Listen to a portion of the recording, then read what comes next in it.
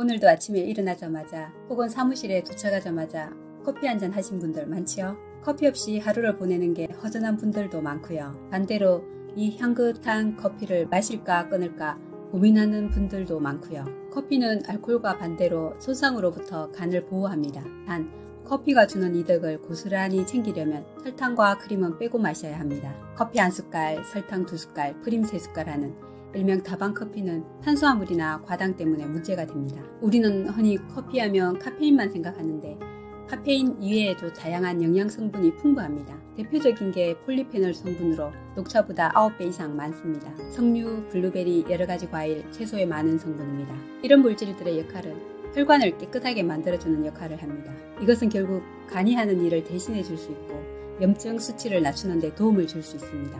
그러면 커피는 간에 구체적으로 어떤 영향을 줄까요? 첫 번째는 간 섬유증과 관련이 있습니다. 네덜란드 에라스무스대 연구진에 따르면 정기적으로 커피를 마시는 이들은 간 섬유증에 걸릴 확률이 낮았습니다. 간 섬유증이란 간의 흉터 조직이 축적되는, 즉 간이 딱딱해지는 현상입니다. 다행인 것은 조기에 발견해 그 즉시 습관을 바꾸고 약을 먹는 등 적극적으로 치료하면 상태가 호전된다는 점입니다. 두 번째로는 효소와 관련이 있습니다. 간에는 독소 분해와 담즙 분비를 촉진하고 면역력을 강화하는 효소가 있습니다. 그러나 이 효소가 너무 많아 혈류로 새는 지경에 이르면 해롭습니다. 간 질환이나 손상의 원인이 됩니다. 커피는 이 효소의 농도를 낮춥니다. 이탈리아 나폴리대 연구진에 따르면 커피는 특히 술을 많이 마시는 사람들이나 간 질환 위험이 큰 사람에게 효과가 좋다고 밝혔습니다. 세 번째로 간경변과 관련이 있습니다. 지속적인 손상으로 간이 굳으면서 오그라드는 병으로 간 섬유증과는 달리 상태가 호전되기 어렵습니다. 커피를 마시면 간경변에 걸릴 위험을 줄일 수 있습니다.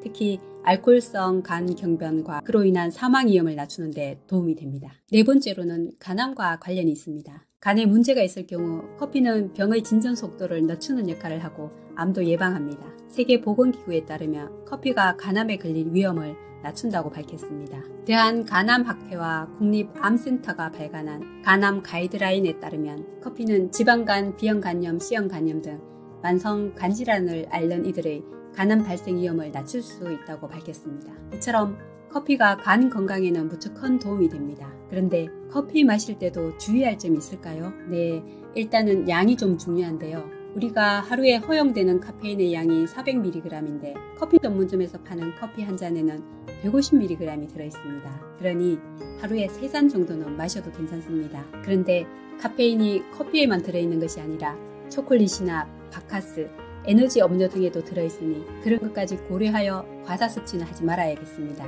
그리고 커피의 부작용 중 대표적인 것이 카페인에 의한 가슴 두근거림이나 불면증이 있잖아요. 그래서 커피 마시기 조심스럽다는 분도 많이 계신데요. 최근 커피가 간 건강에 도움이 된다는 연구를 보면 카페인이 들어간 커피든 카페인이 안 들어간 디카페인 커피든 똑같은 효과를 보였기 때문에 나는 카페인에 예민해, 이런 분들은 디카페인 커피를 드시면 부작용 없이 간 건강에 도움이 됩니다. 수영씨, 이제 일어나서 따뜻한 커피 한 잔 마실까요?